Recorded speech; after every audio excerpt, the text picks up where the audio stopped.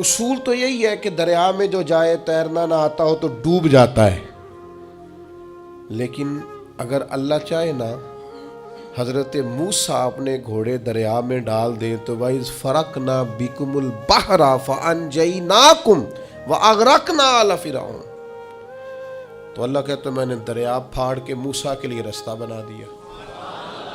اچھا، جس دریا سے حضرت موسیٰ بچ کے نکل گئے اسی دریا میں فرعون اور فرعون والے غرق ہو گئے۔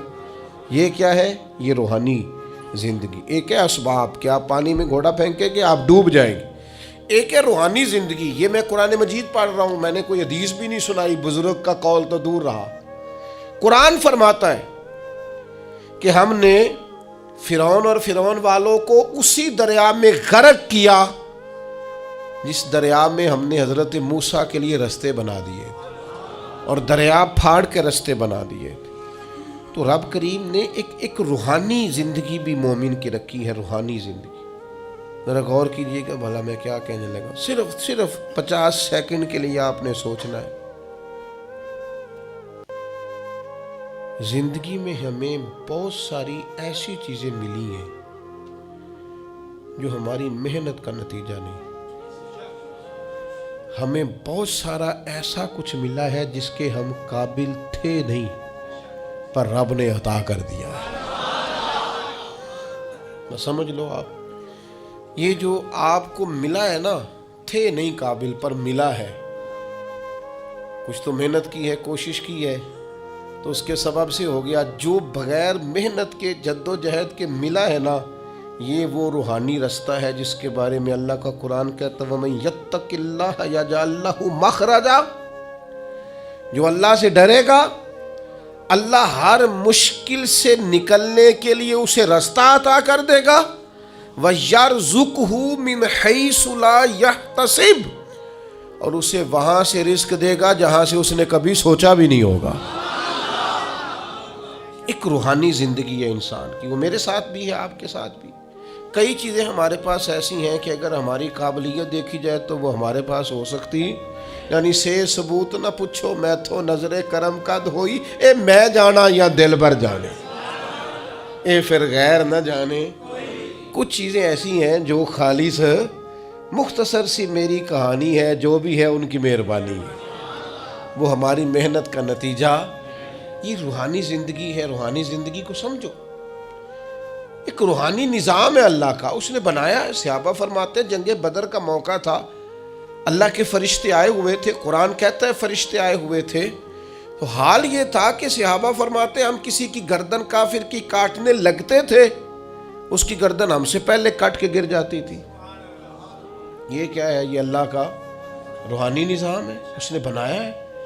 آپ کی اور میرے ساتھ یہ نظام وابستہ ہے۔ اب چوتھی بات سمجھیں، چوتھی بات سمجھیں، جو جتنا بڑا ہوتا ہے نا، اور جس کو لوگوں نے ماننا ہوتا ہے، جس کے پیچھے چلنا ہوتا ہے، اس کے پاس کوئی نہ کوئی کمال ہو تو پھر ہی لوگ اس کی اتباع اور پیروی کرتے ہیں، پھر ہی لوگ اس کی پیروی کرتے ہیں۔ اگر اس کے اندر کوئی کمال نہ ہو، تین چیزیں ہوتی ہیں جس کی وجہ سے لوگ کسی سے محبت کرتے ہیں، یا بندے میں جود و نوال ہو، سخی ہو، خرچ کرتا ہو، احسان کرتا ہو، یا پھر اس میں حسن و جمال ہو، سونا بڑا ہو، پیارا بڑا ہو، یا تیسری بات یہ ہے کہ فضل اور کمال ہو، اس میں کوئی بلندی ہو۔ اللہ کی یہ شان رہی ہے کہ اللہ نے جتنے بھی پیغمبر پیدا فرمائے اعلیٰ خاندانوں میں پیدا فرمائے۔ اللہ نے جتنے بھی انبیاء کرام علیہم السلام مبعوث فرمائے سارے سونے تھے، ایک سے ایک بڑھ کر حسین تھے۔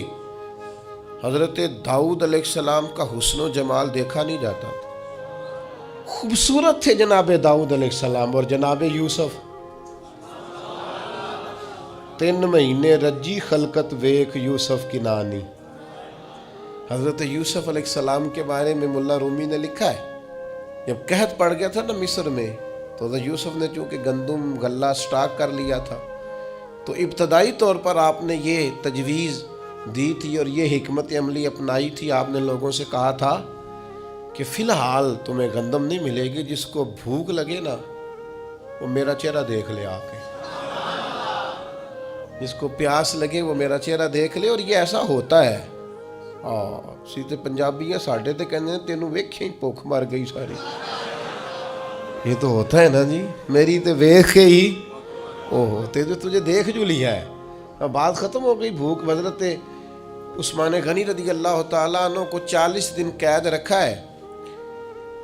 لوگوں نے تو آپ سے کہا گیا کہ جناب بھوک پیاس کیا کرتے تھے؟ فرمایا بھوک پیاس لگتی تھی، قرآن پاک کی زیارت کرتا تھا، بھوک بھی ختم ہو جاتی تھی، پیاس بھی ختم ہو جاتی تھی.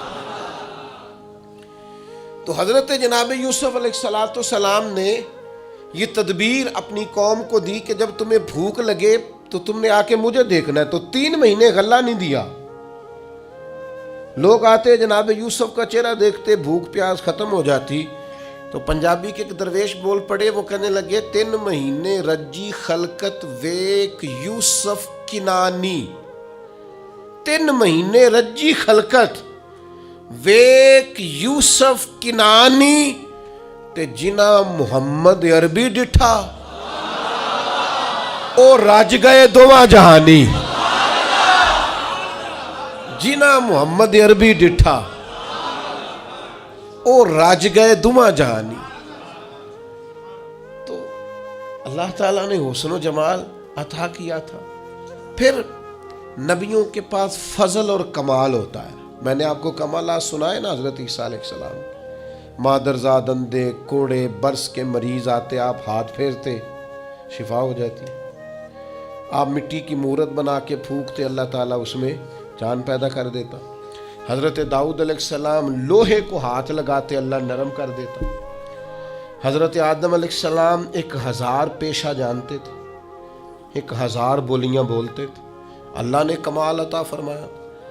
ہر پیغمبر کو اللہ نے شان دی، عظمت دی. جناب ابراہیم کے کمالات کا کوئی انکار کر سکتا ہے؟ ان کی شان جن کو بار بار قرآن مجید ان کے تذکرے کرے اور رب کہے واتخذ اللہ ابراہیم خلیلا. ان کی شانیں، ان کی عظمتیں، کیا بات ہے. بس میرے بھائی سمجھ لو، جب کسی کا فضل کمال لوگ دیکھتے ہیں تو پھر پیروی کرتے ہیں بلا مثال و بلا تشبیہ. اللہ نے نبیوں کو فضل و کمال، حسن و جمال، جود و نوال دے کے بھیجا تاکہ لوگ ان کا کمال دیکھیں، ان کی غلامی کریں.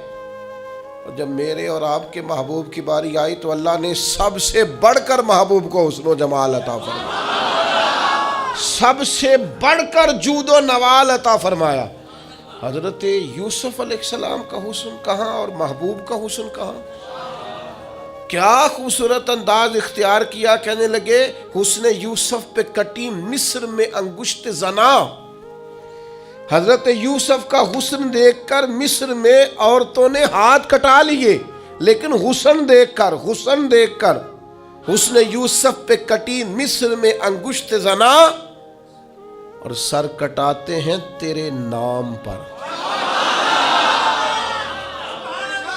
ان کا پورا حسن دیکھا ہے، ان کو دیکھا نہیں. تو اجے میرا یار نہیں ڈیٹھا. تیرے نام پر حسن یوسف پہ کٹی مصر میں انگشت زنا اور سر کٹاتے ہیں تیرے نام پہ مردان عرب. وہاں بیویوں نے ہاتھ کاٹے تھے، یہاں عرب کے مرد، اور انہوں نے حسن دیکھ کے کاٹے تھے. یہاں نرا نام سن کے لوگ ہر کوئی فدا ہے، بن دیکھے تو دیدار کا عالم کیا ہوگا. مردان عرب بھائی حضور کا اور پھر نبی پاک کا جو جود و نوال ہے عطا کرنا ہے. حضرت جابر ابن عبداللہ فرماتے ہر شے حضور سے سنی ہے، میرے پاس نہیں ہے یہ حضور سے سنا ہی نہیں، یہ تو سنا ہی نہیں نبی پاک سے. اور پھر جہاں تک حضور کے فضل و کمال کی بات ہے تو ہر نبی کو اللہ نے معجزہ دیا اور نبی پاک کو اللہ نے بنائے معجزہ ہے. یا ایھا الناس قد جاءکم برہان من ربکم. حضور کا ایک ایک بال معجزہ ہے، آنکھ معجزہ ہے، کان معجزہ ہے، لبہائے مبارک معجزہ ہے، لعاب دہن معجزہ ہے، نبی پاک علیہ السلام کی زلف عنبری معجزہ، محبوب کی نظر مازاغ معجزہ، دست ید اللہ معجزہ، چہرہ وجہ اللہ معجزہ، نبی پاک صلی اللہ تعالی علیہ وسلم کا سج دھج کے آنا اور میلاد ہونا یہ بھی معجزہ، اور سج دھج کے عرش پہ جانا اور معراج ہو جانا یہ بھی معجزہ۔ اللہ نے دیے معجزے انبیاء کو، خدا نے میرا نبی معجزہ بن کے آیا۔ اللہ نے محبوب کو معجزے دیے اور اتنے بڑے بڑے معجزات دیے، اتنے بڑے بڑے۔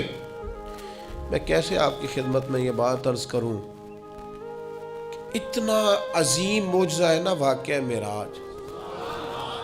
امت کو چاہیے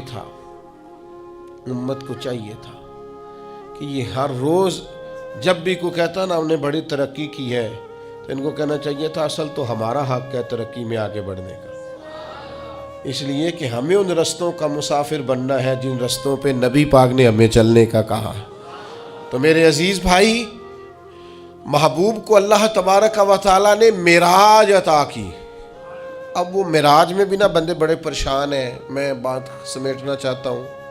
اب زمانہ ہو گیا ایک گروپ پہ، میں نے جمعے میں کہا تھا کہ اب ہر سال نہیں ہم دلیلیں دینا چاہتے کہ حضور خواب میں گئے کہ حقیقت میں گئے۔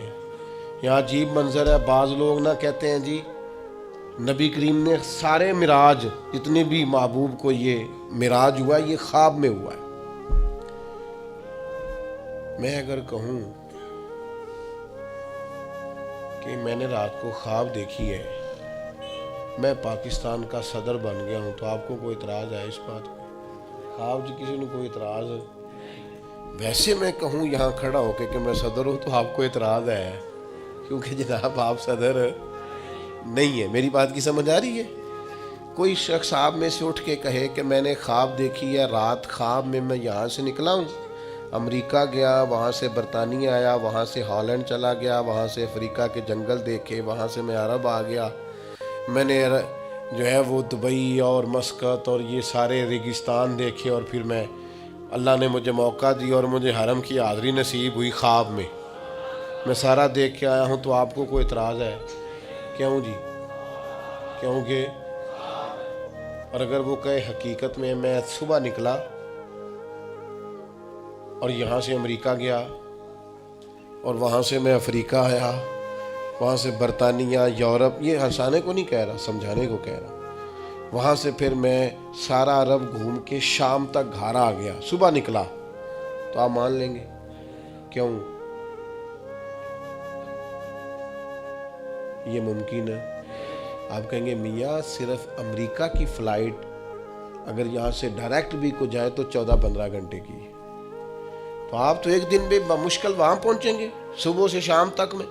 آپ وہاں سے واپس کیسے آ گئے اور وہاں بھی چلے گئے اور یہاں بھی چلے گئے؟ یہ ممکن ہے؟ پریشانی ہوتی تب ہے جب کو کہتا ہے میں حقیقت میں گیا ہوں۔ یہ جو ابو جہل پریشان ہوا ہے نا،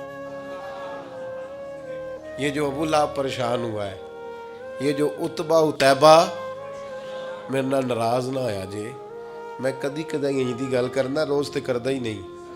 یہ جڑے بندے آج تک پریشان نے نا، کبھی کبھی کرتا ہوں چلو خوگر حمد سے تھوڑا سا گلہ بھی سن لے، یہ جو آج تک پریشان ہے نا سارے، یہ پریشان اس لیے ہیں کہ حضور اگر کہتے نا میں خواب میں گیا ہوں تو کسی کو مسئلہ ہی نہیں تھا۔ محبوب فرماتے میں گیا ہوں، سبحان الذی اسری بعبدہ لیلا من المسجد الحرام الی المسجد الاقصی، حضور مسجد حرام سے مسجد اقصی تک، اور وہی ایک رات میں نہیں ہو سکتا، وہی ہفتوں مہینوں کا سفر ہے، وہی نہیں ہو سکتا تھا۔ مسجد حرام سے مسجد اقصی جایا آئے نہیں جا سکتا، لیلاً رات کے تھوڑے حصے میں۔ حضور نے فرمایا میں گیا بھی ہوں، آیا بھی ہوں، اور پھر نبی پاک علیہ السلام پہلا آسمان، دوسرا آسمان، تیسرا آسمان، اور خود حدیث پاک میں موجود ہے کہ پہلے آسمان سے لے کر دوسرے آسمان تک کا فاصلہ 500 سال کی مسافت ہے، پھر اتنا ہی دوسرا، پھر اتنا ہی تیسرا، پھر اتنا ہی چوتھا، اور پھر اس کے اوپر سدرۃ المنتہا، کوئی رہ فلک اتے یار گیا، کوئی جا کے سدرات ہار گیا، ایک کالیاں زلفاں والا سی جڑا لنگ عرشاں تو بھی پار گیا۔ یہ جو حضور نے فرمایا، اگر محبوب کہتے ہیں نا میں خواب میں گیا ہوں تو کسی نے پریشان، یہ سارے تو پریشان رہے ہیں۔ چلے ناراض کون صاحب نے ہونا ہے، گھر والی بات ہے، سارے پریشان رہے ہیں اور سارے پریشان ہیں تو کسی وجہ سے ہی ہے نا۔ اگر محبوب فرماتے خواب میں گیا ہوں تو انہوں نے پریشان، یہ جو پریشانی ہے نا یہ اسی بات کی ہے کہ محبوب فرماتے میں گیا ہوں۔ اچھا پھر ایک اور پریشانی ہے، کچھ اس لیے بھی اڑ جاتے ہیں۔ چلے میں بزرگوں کے اختلاف کی بات نہیں کرتا، میں ویسے ایک بات کرتا ہوں، بڑوں کو سلام ہے کسی نے اگر کوئی دوسرا قول بھی کیا ہے، لیکن ویسے محبت کے ساتھ، پیار کے ساتھ، ادب کے ساتھ ایک بعض اس بات پر بھی اڑ جاتے ہیں محبوب گئے ہیں پر اللہ کا دیدار نہیں کیا۔ حضرت جبریل امین علیہ السلام کی زیارت کر کے واپس آ گئے، تو یہ تو نہیں ہو سکتا کہ میں آپ کو بلاؤں اور آپ سے ملوں ہی نہ۔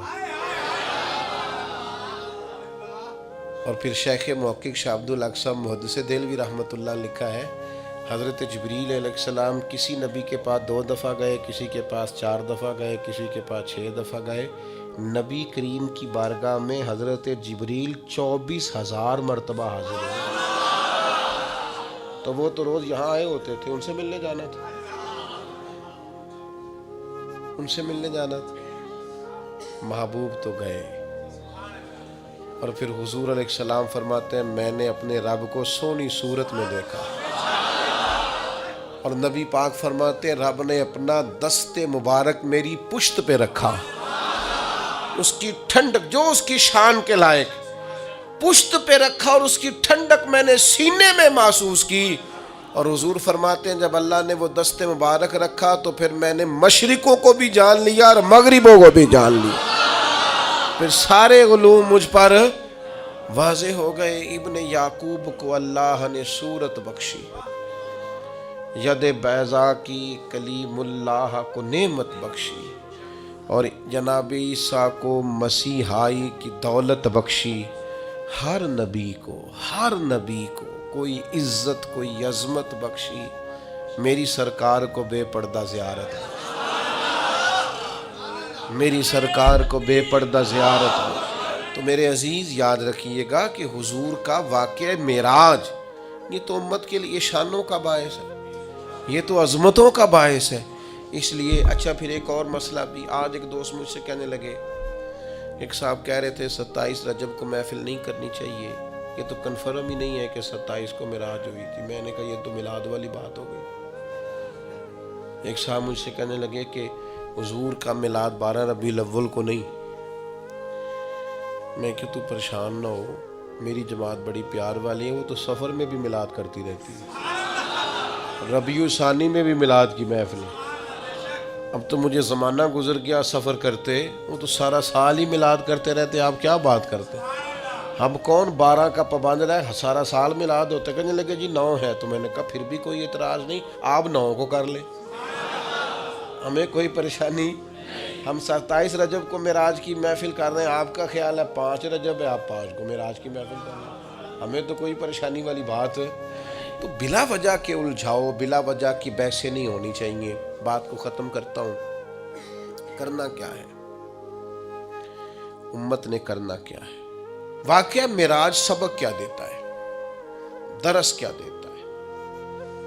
واقعہ معراج امت کو یہ سبق دیتا ہے کہ نبی پاک علیہ الصلوۃ والسلام نے اپنی حیات ظاہری میں جتنا سفر کیا ہے وہ عروج کی طرف کیا ہے، وہ فتح کی طرف کیا ہے۔ نبی پاک علیہ السلام نے ہر قدم اٹھایا ہے تو وہ جد و جہد ہے، وہ کامیابی ہے، وہ آگے بڑھنا ہے، وہ عروج ہے۔ وہ 1 2 3 صحابہ سے بات شروع ہوئی، پھر حضور مدینہ طیبہ تشریف لے گئے، پھر حالات کا یہ رنگ ہوا کہ اِنَّ فَتَحْنَا لَكَ فَتْحًا مُبِينًا، پھر وہ عروج ہوا، وہ 23 سالوں میں وہ انقلاب آیا، آگے بڑھنا، جد و جہد کرنا، کوشش کرنا، عروج کی طرف جانا۔ وہ وقت آیا کہ اذا جاء نصر اللہ والفتح ورأیت الناس يدخلون فی دین اللہ افواجا. محبوب آپ دیکھیں گے اللہ کی مدد آئی، فتح حاصل ہو گئی، فوجوں کی فوجیں دین میں داخل ہو رہی، عروج ہے، کمال ہے، ترقی ہے، آگے بڑھنا، جد و جہد کرنی. امت آج بیٹھ کے سوچ رہی ہے کہ ہم نے کوئی محنت ہی نہیں کرنی، ہم نے آگے نہیں بڑھنا، ہم نے کسی ایجاد کی طرف توجہ نہیں دینی، ہم نے ترقی کا کوئی رستہ اختیار نہیں کرنا. یہ ایک ایجاد کر کے ہمیں دی گئی ہے نا موبائل، اس کا مطلب یہ ہے کہ ہم اپنی کمر ٹیڑھی کر لیں لیٹ لیٹ کے موبائل دیکھ دیکھ کے. ہمیں تو دیکھنا چاہیے تھا کہ ٹیکنالوجی بڑھ رہی ہے، ایجادات بڑھ رہی ہیں، ہمیں آگے بڑھنا ہے، مسلمانوں کو آگے جانا ہے، اور کس طرح کر کے فروغ دین کے لیے ان ساری چیزوں کو استعمال کرنا ہے، اور زیادہ سے زیادہ ترقی حاصل کر کے اپنے دین کو فروغ دینا ہے، آگے بڑھنا ہے، امت کا سر اونچا کرنا ہے. لیکن امت ہے کہ وہ بار بار پیچھے ہٹتی جا رہی ہے، بار بار کمزوری دکھاتی جا رہی ہے. بار بار ہم ہیں کہ ہمارے قدم لڑکھڑاتے ہیں، ہم پیچھے کی طرف آتے ہیں، ہم آگے قدم ہی نہیں اٹھاتے. معراج ہمیں بتاتا ہے کہ امت تو نے عروج حاصل کرنا ہے. هو الذی ارسل رسولہ بالہدی ودین الحق لیظہرہ علی الدین کلہ. ہم نے یہ رسول تمہیں اس لیے عطا کیے ہیں، یہ شانوں والے رسول تمہیں اس لیے دیے ہیں کہ ہم اس دین کو تمام دینوں پر غالب کر دیں گے. اسلام کی فطرت میں قدرت نے لچک دی ہے، اتنا ہی یہ ابھرے گا جتنا کہ دبا دو گے. یہ دین غالب ہونے کے لیے. واقعہ معراج کیا بتاتا ہے ہمیں؟ نبی پاک نے مسجد اقصیٰ میں سارے نبیوں کی امامت کرائی ہے. جس طرح نبی کریم نبیوں کے امام ہیں، یہ امت امتوں کی امام ہے. اس نے امامت کرنی ہے، امامت، ترقی، عروج، جد و جہد، آگے بڑھنا. ملت کے جوانوں، واقعہ معراج تمہیں بتاتا ہے کہ تمہیں آگے بڑھنا ہے، تمہیں کوشش کرنی ہے. اٹھ کے اب بزم جہاں کا اور ہی انداز ہے، مشرق و مغرب میں تیرے دور کا آغاز. جد و جہد کریں. میرا مالک بڑا کریم ہے، جو اس کی جانب ایک قدم اٹھاتا ہے، اللہ کی رحمت آگے بڑھ کے اس کا استقبال کرتی ہے. آپ کوشش تو کریں، ہمت تو کریں، جد و جہد تو کریں، آپ آگے تو بڑھیں. اقبال کہنے لگے او وقت فرصت ہے کہاں، کام ابھی باقی ہے، نور توحید کا اتمام ابھی باقی ہے. واقعہ معراج ہمیں بتاتا ہے ہم نے آگے بڑھنا ہے، کوشش کرنی ہے، جد و جہد کرنی. کریں گے انشاءاللہ. جو شخص جس حد تک اپنے لیے، ملک کے لیے، ملت کے لیے، خاندان کے لیے، قبیلے کے لیے، دین کے لیے جد و جہد کر سکتا ہے، وہ کرے، وہ آگے بڑھے، ہمت کریں، 2-2 4-4 لوگوں کا بازو تھامیں، سہارا بنے، لیکن عروج کی طرف بڑھے. نوجوانوں سے کہتا ہوں جدید حالات کو دیکھو، سیکھو، ٹیکنالوجی کی طرف بڑھو، علم کی طرف بڑھو، شعور کی طرف بڑھو، بیٹھے نہ رہو. 2-2 4-4 5-5 10-10 کورسز کرو، آگے بڑھو.